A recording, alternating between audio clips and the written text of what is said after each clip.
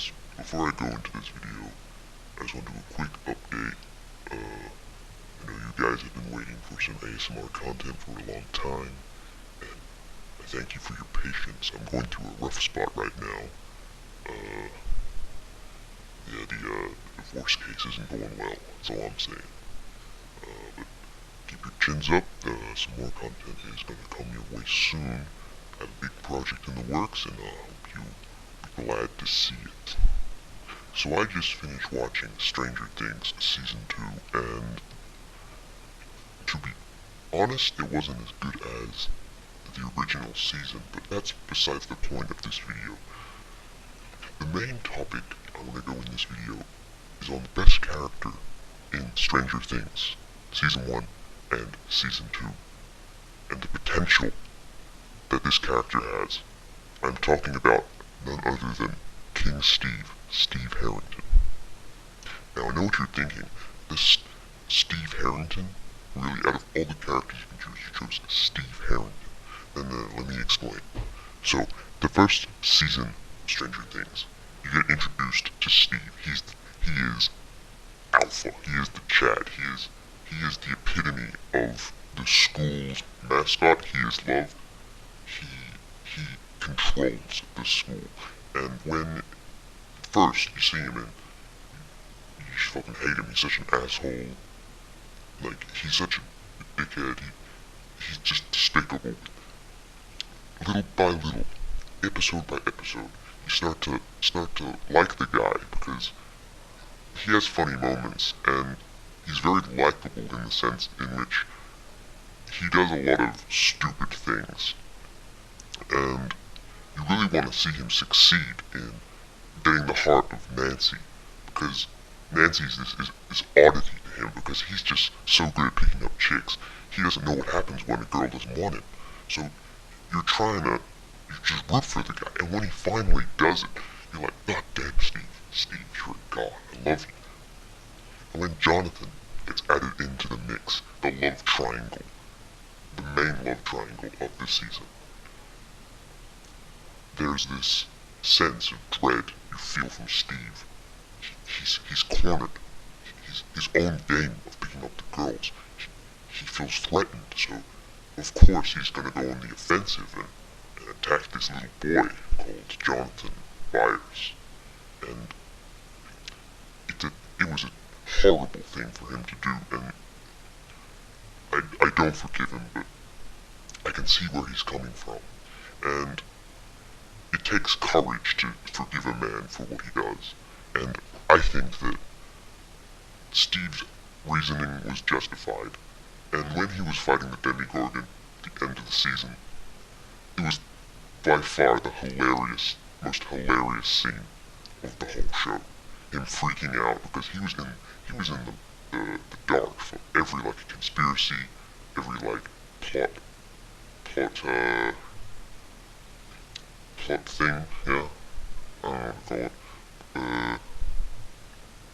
plot point, yeah, there you go, plot point, and for him to just find this monster, and it's like, has like fucking 10 billion teeth, and it's coming for him, he's like freaking the fuck out, and you just got, that's what hit me, that's when I knew that Steve was like, OG best guy ever, because like, he's just a dude, he's just a jock, Chad, lovable guy, 10 out of 10. Now at the end of season 1, it's a pivotal point. You thought that Nancy was gonna go for Jonathan, but she goes back to Steve, which is very surprising. It was pretty predictable it was going to happen, but I was expecting the other way to go, right? She was just gonna go for Jonathan, Steve was gonna get dumped and shit. But she goes back to him, and it takes courage, and Steve, he didn't really see anything wrong, because he didn't see what happened with Nancy and Jonathan when they were alone together.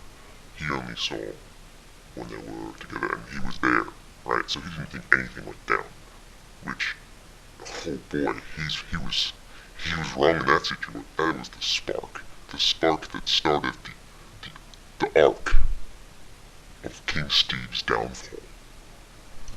At the start of Season 2, it lays out that this isn't just a season that will continue the story of Mike and his friends. No.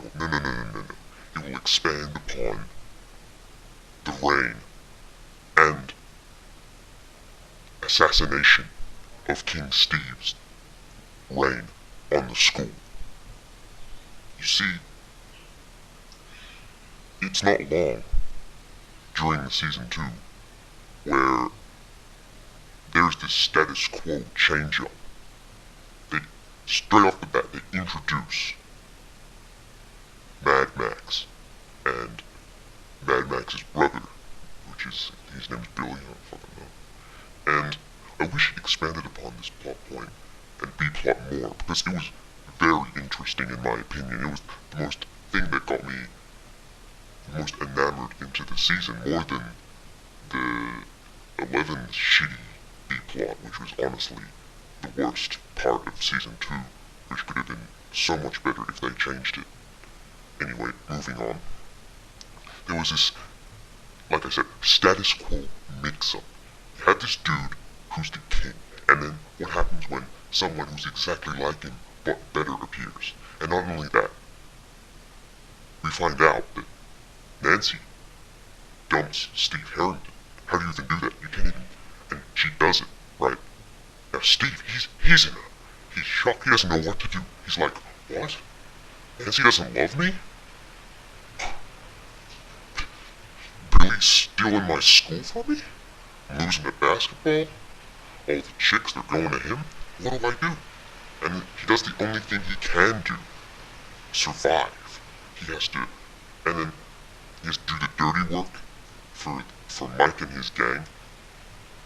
He's basically a comedic relief character now, because you just gotta see what else goes wrong for Steve, right? Dustin comes over and tells him to help him with the Demogorgon problem, which is great, because Steve is like, I'm gonna relinquish the breakup between me and Nancy, I'm gonna fix it. And then halfway through it, he just gets cock-blocked by Dustin, a kid who's like extremely younger than him, and he's almost offended by it, because even a kid can pick on Steve now. It was appalling. It's disgusting, even. And then he makes this bond with Dustin, who's sort of like a Mr. Miyagi sort of sense. He teaches him the ways of King Steve to a younger generation so they can pass on that spirit, because Steve knows that his reign has ended, and he has to somehow continue that. Now, there was a pivotal scene in the season finale, or was it the episode before that, that really ticked me off, right? So it was the fist fight.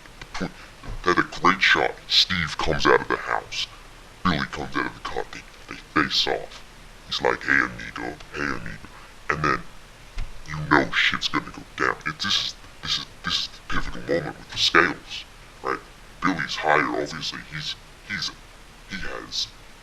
has status.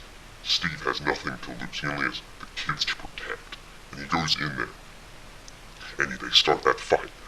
And goddamn, Steve goes in, ducks, right hooks, left hooks, punches him, gets him in the corner, and Billy goes to the fucking plate. And that's when I knew that, goddamn, Steve has it bad. Not only did he lose everything, but he can't even protect himself.